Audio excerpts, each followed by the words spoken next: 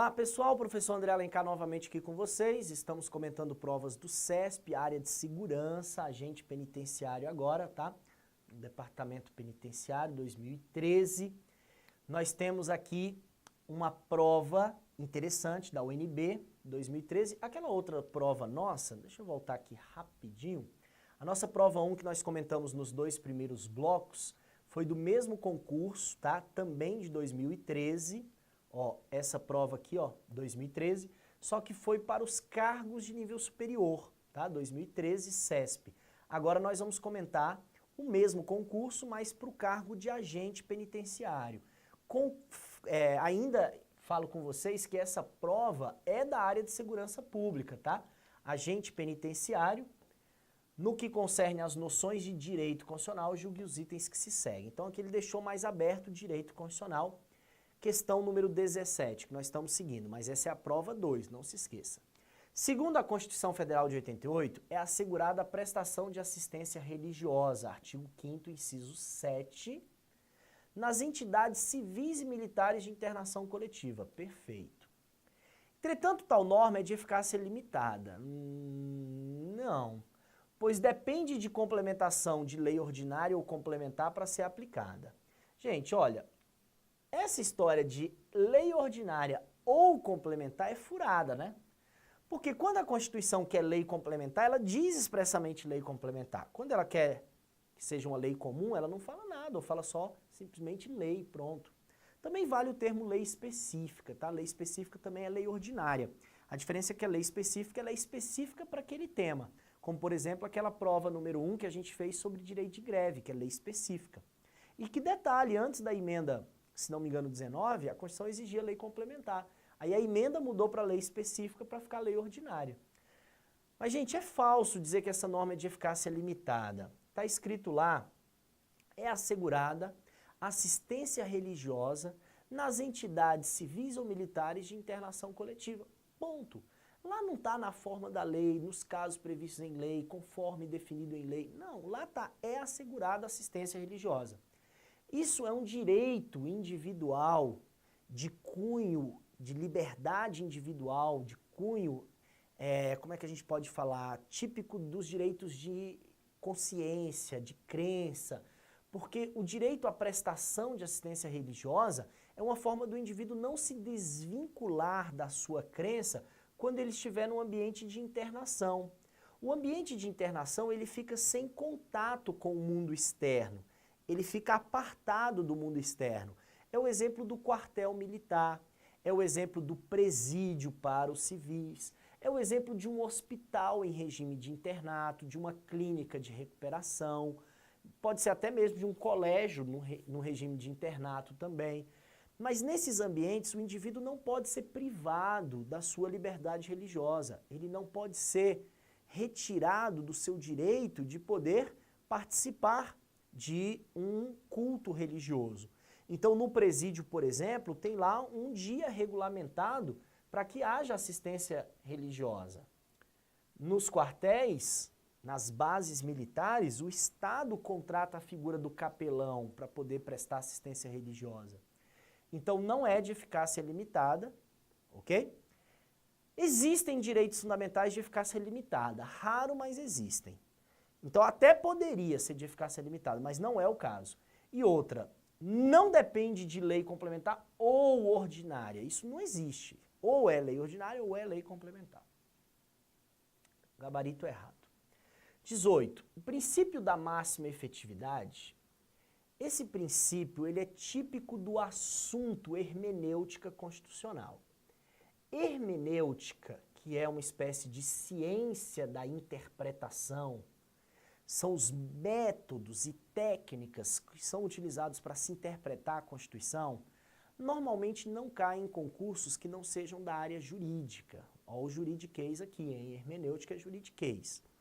Porém, especificamente dentro dos direitos fundamentais, o princípio da máxima efetividade, ele indica, e isso pode ser cobrado dentro dos direitos fundamentais, fora da hermenêutica, indica que aos direitos fundamentais deve ser extraído na hora da interpretação, na hora da hermenêutica, né, deve ser extraído das normas, ou extraída das normas de direitos constitucionais, a interpretação que lhe dê a maior efetividade possível, a maior aplicação possível.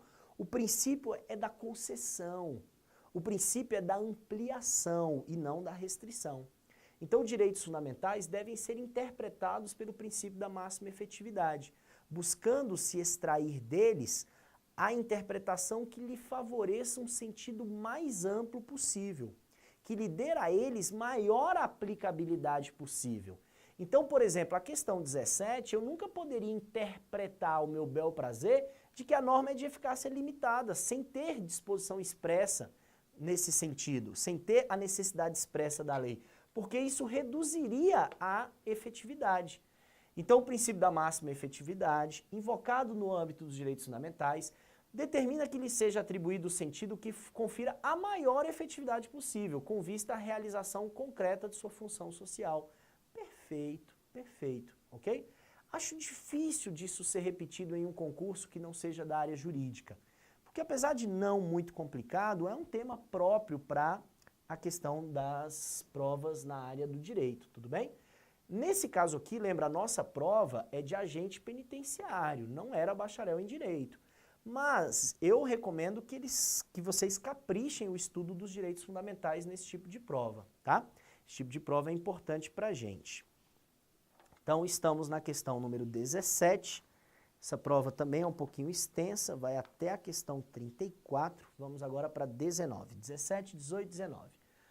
Do ponto de vista material, o que importa para definir se uma norma tem ou não caráter constitucional, quando a gente olha o aspecto material, a gente está observando o lado do conteúdo, o lado da matéria, o lado da essência, o lado relativo ao assunto, ao tema.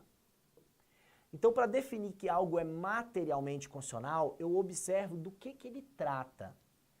Ao contrário, para definir que algo é formalmente constitucional, está na forma da Constituição, eu vou olhar a forma, eu vou olhar o aspecto externo. Ou simplificando o tema aqui para vocês, para definir que algo é materialmente constitucional, eu olho o conteúdo. Para definir se é formalmente constitucional, eu vejo se está dentro da Constituição.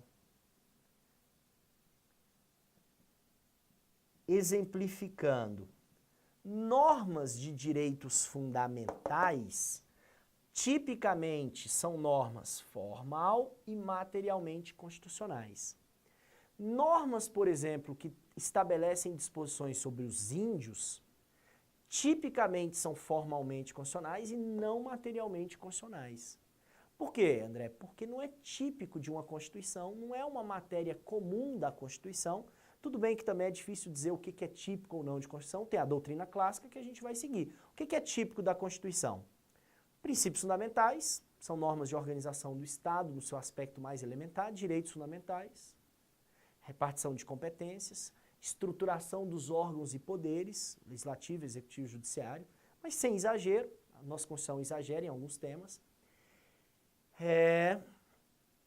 Fechou, organização do Estado, direitos fundamentais, a repartição de competência, que fica dentro da organização do Estado, e a organização dos poderes.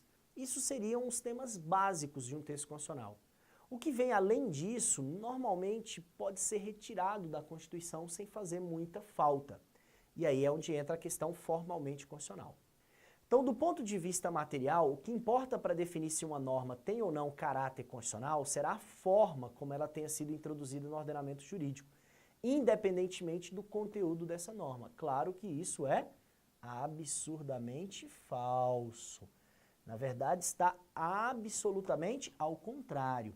Então, corrigindo seria assim, do ponto de vista material, o que importa para definir se uma norma tem ou não caráter constitucional será o conteúdo dessa norma, independentemente da forma como ela tenha sido introduzida no ordenamento jurídico, ok?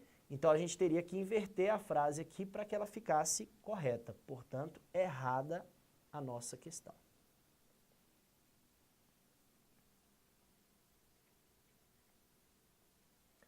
Passando mais uma questãozinha, 20. Ó, agora tá claro, hein? Direitos e garantias fundamentais. Estamos falando das normas do artigo 5º ao 17, normalmente o artigo 5º. E aqui nós temos uma questão boa. Por quê? Porque vai pegar entendimento do STF. Entendimento do STF é aquilo que a gente denomina como jurisprudência. Jurisprudência do STF são as decisões que a Suprema Corte exara, emana no seu poder de julgar as mais altas autoridades, as questões mais relevantes para o Estado. Então, segundo o entendimento do Supremo, a degravação de uma mídia eletrônica referente a diálogos colhidos em interceptação telefônica durante a investigação policial deve ser integral e não apenas dos trechos relevantes à causa. O gabarito dessa nossa questão, verdadeiro, certo. Há uma crítica contundente aqui das autoridades, não, eu diria dos estudiosos dessa área penal, porque eles dizem o seguinte, olha, quando se vai degravar, normalmente são degravadas horas e horas de conversas. E dessas horas e horas, temos muitas questões que são absurdamente irrelevantes. Tipo o pai conversando com a filha sobre sua, sei lá, sobre seu fim do seu relacionamento amoroso. Sei lá, o irmão conversando com a irmã sobre o seu acidente de carro. Colocar tudo isso é inútil. É a crítica que a doutrina faz a esse entendimento do Supremo. Mas quem disse foi o Supremo. Então o que a gente tem que fazer? Baixar a guarda, baixar a cabeça e julgar na prova sim. O Supremo entendeu que seria ilícito transcrever apenas partes. Eu entendo o que o Supremo quer, assim, sem olhar com maus olhos, o que o Supremo está dizendo é que se for transcritas apenas as partes interessantes, a polícia pode fazer uma espécie de montagem, sabe, aquele quebra-cabeça. É até engraçado, hoje em dia eles fazem montagem com a presidenta, por exemplo, né? Ela cantando musiquinhas com pedaços dos discursos. Então, para evitar essas montagens, é que a polícia deveria fazer, a autoridade policial, né? Deveria fazer a transcrição integral de todas as conversas. Isso vai ser trabalhoso, volumoso, muitas vezes inútil e ineficiente, mas é o que manda o Supremo. Baixa a cabeça e bola para frente. Então, questão interessante. Agente penitenciário, hein? Questão interessante. De novo, ó, segundo o entendimento dominante no STF. Então, jurisprudência. São lícitas as provas produzidas em interceptação telefônicas, decretadas por decisões judiciais, até aqui certo, quando tais decisões forem amparadas apenas em denúncia anônima. Claro que isso é absurdo, né, gente? Claro que isso é absurdo, ó, errado. A Constituição diz, no artigo 5º, inciso 4, que é vedado o anonimato. Se é vedado o anonimato, não é possível admitir-se como prova uma denúncia anônima. Até aí todo mundo sabe. Também não é admitido que a denúncia anônima, por si só, seja apta a instruir um processo. Isso também é fato. O que a denúncia anônima gera? Gera necessidade de averiguação, de investigação. O problema é que interceptação telefônica, ela é considerada uma prova muito, vamos dizer, violadora da intimidade, uma prova muito grave para ser produzida. A própria lei de interceptações telefônicas, a 9296, ela recomenda que a interceptação seja usada como se fosse o último meio de prova, quando não haja outro meio de obter as mesmas informações. Então, a interceptação telefônica, como ela invade de forma muito grave, muito forte, a vida privada, a intimidade, ela é regida pelo princípio da excepcionalidade. Ela tem que ser interpretada de forma restritiva. Então, não se deve fazer uma interceptação telefônica amparada apenas em uma denúncia anônima.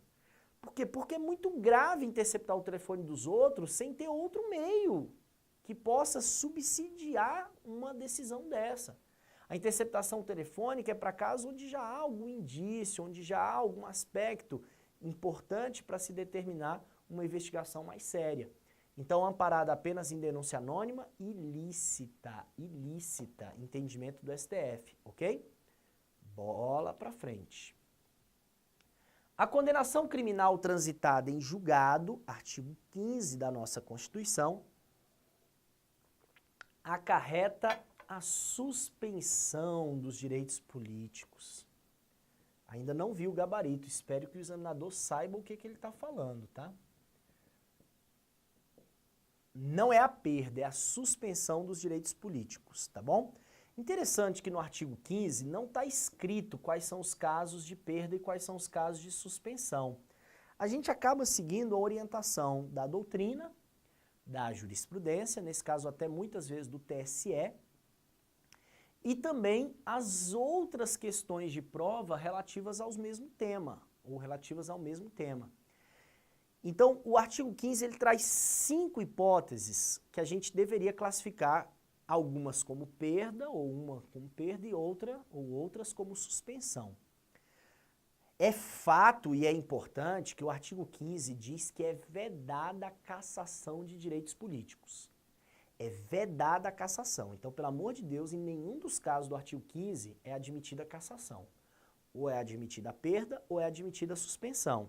Nunca a cassação, tá? Cassação de direitos políticos não pode, no way, não se admite. Então, admite-se perda e suspensão. Qual é a diferença? A doutrina menciona que a diferença é a questão temporal. Pelo amor de Deus, gente, não estou dizendo em nenhum momento que estamos falando de penas perpétuas, até porque a Constituição proíbe pena perpétua. Mas estou dizendo a vocês que a perda, ela não tem prazo certo. A reaquisição, no caso da perda, vai depender de outras condições. Ixi, já até dei o gabarito aqui sem querer, apertei aqui sem querer. Vai depender de outras condições, como, por exemplo, o indivíduo que deixa de ser brasileiro. Ele perdeu a condição de brasileiro. A nacionalidade brasileira é essencial para o usufruto, para a fruição dos direitos políticos. Se ele deixa de ser brasileiro, ele vai perder os direitos políticos. Perder. Por quê? Porque não tem um prazo certo para reaquisição. Ele só readquiriria os direitos políticos caso readquirisse a nacionalidade. Então, a perda, ela não tem prazo certo. A suspensão tem prazo certo. Para ajudar vocês, lembrando que são 5 casos, né? 1, 2, 3, 4 e 5. O 1, que é o cancelamento da naturalização, que a gente vai aumentar como sentido de perda da nacionalidade, é a hipótese de perda. Esse é o clássica hipótese de perda. O 5, que fala de improbidade administrativa, a própria Constituição fala que é suspensão. Lá no artigo 37, parágrafo 4º, a Constituição fala que os atos de improbidade vão gerar a suspensão dos direitos políticos. Se os atos de improbidade geram a suspensão dos direitos políticos, nós não vamos nunca discutir com a Constituição e vamos achar diferente. Não. Se o ato de improbidade gera suspensão, cometeu improbidade, artigo 15, inciso 5, suspensão. O inciso 2 e o 3, eles são um pouco controversos. O 2 fala da condenação criminal transitada em julgado. Eu diria que é suspensão e ponto. O 3 da incapacidade civil, ou se eu troquei pouco importa aqui, 1000 perdões de qualquer jeito, também entende-se que é suspensão. Porque a incapacidade civil, apesar de aparentemente ela não ter prazo certo para acabar, o indivíduo que, por exemplo, fica louco, fica maluco, ficou doidão, perdeu a capacidade civil, o entendimento dos atos da vida civil, a reaquisição, ela pode ocorrer mediante avaliação. e o juiz decreta na sentença da interdição dos direitos civis e políticos, consequentemente, o prazo certo para reavaliação. Não que ele vá conquistar na primeira reavaliação, mas ele vai sendo reavaliado. Então, embora haja divergência, suspensão. O inciso 4 é aquele que a gente fala assim, Deus nos acuda, né? O inciso 4, claro que eu estou indo muito além da questão, tá, gente? Porque se fosse só para gabaritar, eu entregava o gabarito e pronto. Não, a gente está aqui para aprender direito constitucional, discutir alguns temas relevantes que caem em prova. Caem em prova. O inciso 4 é a famosa hipótese do cara que deixa de cumprir obrigação legal a todos imposta e também se recusa a cumprir uma prestação alternativa.